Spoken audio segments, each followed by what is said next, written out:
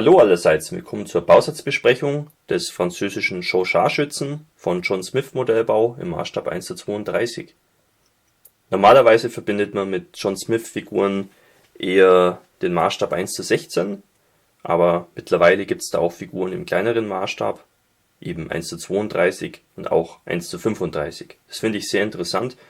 Die großen Figuren haben mir immer schon sehr gut gefallen und jetzt finde ich, ist es mal an der Zeit, die kleineren unter die Lupe zu nehmen. Was ihr hier seht, ist gegenwärtig die neueste Figur aus der 1:32er Reihe, die gibt es aber auch im Maßstab 1:16. So, was bekommen wir in der Schachtel? Die Verpackung scheint neu zu sein, früher waren das ja eher Kartons. Jetzt haben wir hier so eine Blisterpackung, die ist prall gefüllt. Wir haben hier die Teile, die sind sehr gut in Folie geschützt und dann noch einiges an Zettelwerk mit zusätzlichen Informationen. So, ja, die Teile, die sind sehr gut geschützt. Resin ist doch etwas bruchgefährdeter als Plastik, aber da sehe ich hier keine Probleme. Das ist eine sehr gute Verpackung, alles gut gepolstert.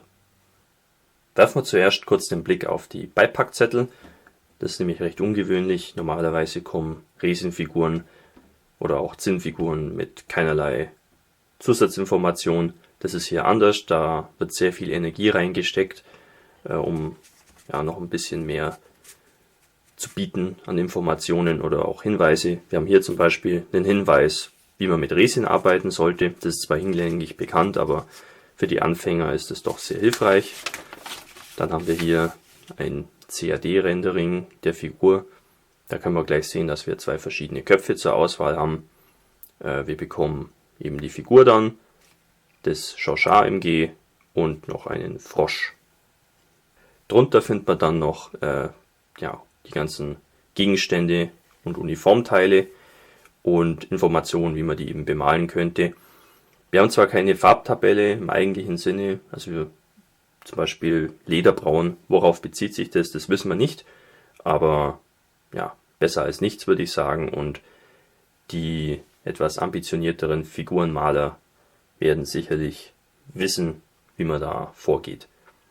Und hier drüben haben wir dann noch eine kurze Information zur Figur selber, ja, was für ein Regiment es darstellen soll oder in welchem Kampfgebiet die unterwegs waren. Das ist auch sehr interessant. Bei den 1:16er Figuren ist es wesentlich ausführlicher, aber ich finde es hier auch noch sehr gut und mehr als ausreichend. Und wir bekommen auch noch ein kleines ausgedrucktes Foto, was auf jeden Fall noch zusätzlich Inspirationsquelle sein kann. Hier seht ihr alle Teile der Figur im Überblick. Wir bekommen sogar eine kleine Grundplatte mit einem Kopfsteinpflaster. Die Figur ist relativ konventionell aufgeteilt. Wir haben einen Oberkörper mit den Beinen, die Arme sind separat, dann haben wir hier zwei Köpfe zur Auswahl, die Patronentaschen und so weiter sind separat. Das Chauchat MG ist mehr oder weniger einteilig. Wir haben hier nur eben die beiden Füße. In dem Fall liegen 3 aus Resin bei und wir haben auch noch ein Stück Draht. Ich nehme an, da kann man beides verwenden, was einem wohl mehr behagt. Ich denke, die Drahtoption ist wahrscheinlich besser, weil Resin, gerade wenn es so dünn ist, im Laufe der Zeit etwas nachgibt und krumm wird.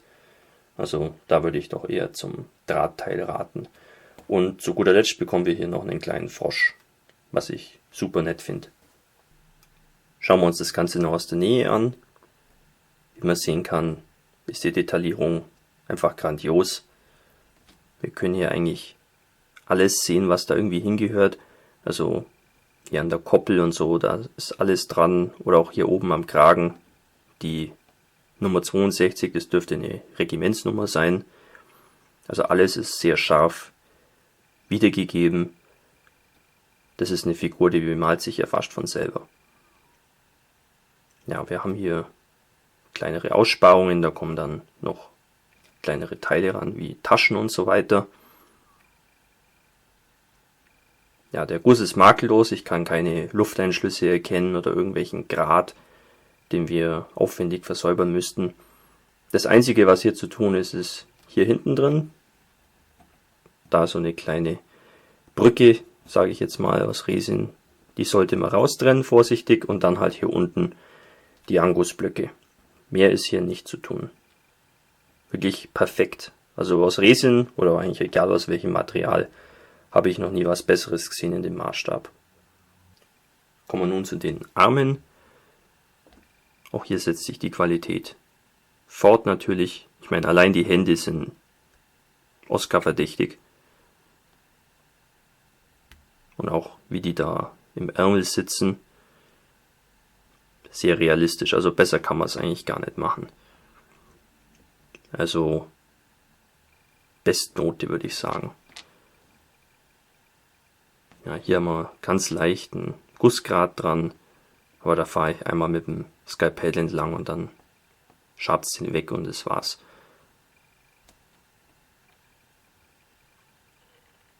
Wunderbar. Also da gibt's ja nur größtes Lob. Wie schon vorhin erwähnt, liegen 2 Köpfe bei. Einer mit diesem Käppi hier und der andere mit dem französischen Adrian Stahlhelm. Ja, finde ich gut, dass wir da eine Wahl haben. Andere Hersteller machen das auch. Finde ich super. Da hat man auch immer noch einen Kopf über, mit dem man vielleicht eine schlechtere Figur mal aufwerten kann. Ja, was gibt's da noch groß zu sagen? Allein schon das Ohr ist eigentlich perfekt. Bei anderen Figuren sind es halt immer irgendwelche Klumpen und hier ist halt alles perfekt ausgeformt. Ja, spitzenmäßig. Der zweite Kopf ist eher ein bärtiger Kollege. Gesichtsausdrücke sind beide relativ neutral, aber das passt auch zur Pose, finde ich. Der ist jetzt nicht sonderlich angespannt. Hier hinten müssen wir ein bisschen was versäubern. Da muss man ein bisschen vorsichtig sein, dass man da die Kante vom Helm nicht irgendwie beschädigt. Aber mit einem scharfen Skalpell sollte das ganz gut zum Entfernen sein. Ja, also besser kann man, glaube ich, Gesichter und Köpfe in diesem Maßstab nicht darstellen. Ganz toll. Die weitere Ausrüstung ist relativ simpel, aber auch schön detailliert. Hier zum Beispiel die recht auffälligen Magazintaschen für das Shosha AMG. Finde ich auch gut, dass die separat sind. Manche Modellbauer bevorzugen das irgendwie separat zu bemalen. Ich neige dazu, die Figuren immer komplett zusammenzubauen und dann zu bemalen. So hat man eben die Wahl. Schauen wir uns dann noch das Shosha AMG an. Ja, macht auch einen guten Eindruck. Die 2 Beine sind separat, entweder aus Resin oder aus Draht.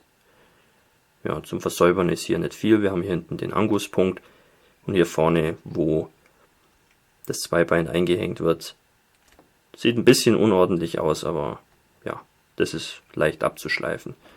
Die Mündung vom MG ist offen. Finde ich gut. Müssen wir da schon mal nicht rumbohren. Ja, ansonsten ist das MG doch super detailliert. Das Shosha MG hat ein bisschen eine schlechte Reputation. Sei sie unzuverlässig gewesen, aber ja, so ganz stimmt es natürlich auch wieder nicht. Das wurde halt sehr häufig gebaut und verwendet und war auch sehr einfach gebaut, aber zu der Zeit war das wohl das einzig Vernünftige, was die Franzosen tun konnten. Produktionskapazitäten waren da sehr ausgelastet und ja, das Ergebnis war das Shosha AMG und es wurde auch sehr lange verwendet, also kann es jetzt nicht so schlecht gewesen sein. Und zu guter Letzt schauen wir uns noch die kleine Base an mit dem Frosch. Einmal hier Base mit Kopfsteinpflaster. Finde ich schön, dass das ein bisschen so unordentlich ist. Sieht ganz interessant aus. Da könnte man auch hier so kleine Wasserpfützen dann einfüllen und so. Finde ich cool. Schön gemacht. Und der Frosch, Das finde ich eigentlich am beeindruckendsten. Der ist ja wirklich winzig, aber man kann eindeutig erkennen, es ist ein Frosch. Die Frage ist natürlich, wie man den da ablöst. Es ist wahrscheinlich so gedacht, dass der hier in diese Öffnung gehört und man sägt es relativ großzügig hier unten ab und stopft es dann sozusagen hier rein als eigenen Pflasterstein. Wenn man jetzt da versuchen würde, den da ganz vorsichtig runterzuschaben, das wird, glaube ich, nicht gelingen. Aber dafür ist es ja auch nicht gedacht. Wunderbar. Das verführt noch mehr dazu, hier eine kleine Pfütze zu machen, finde ich. Weil so Frösche, die sind ja, glaube ich, eher bei nassem Wetter unterwegs. Wie ihr sehen konntet, ist es eine wirklich sehr beeindruckende Figur von den Details her und auch von der ganzen Aufmachung. Finde ich wirklich sehr gelungen. Solche Details findet man eigentlich, wenn man Glück hat, an Figuren im Maßstab 1:16. Bei einer 1:32er Figur ist es dann doch eher ungewöhnlich. Zu bemängeln gibt es hier eigentlich nichts. Jeder, der sich für Figuren in dieser Qualitätsklasse interessiert und vor allem auch für das Thema Erster Weltkrieg, der kommt eigentlich an John Smith Modellbau nicht vorbei, zumindest nicht guten Gewissens.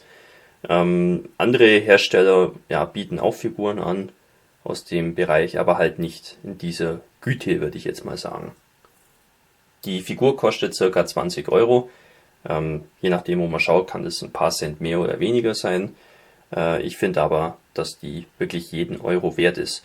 Hier haben wir eigentlich ein rundum sorglos Paket. Wir müssen wenig nur versäubern. Mit Spachteln rechne ich eigentlich nicht. Und ist einfach ein tolles Thema und eine tolle Umsetzung. Soviel zu der Figur. Ich hoffe, ich komme bald dazu, die mal zu bauen und zu bemalen. Und dann sehen wir ja, wie sich es dann als fertige Figur macht. Vielen Dank fürs Zuschauen. Wir sehen uns wieder im nächsten Video. Euer Hamilcar Barkas.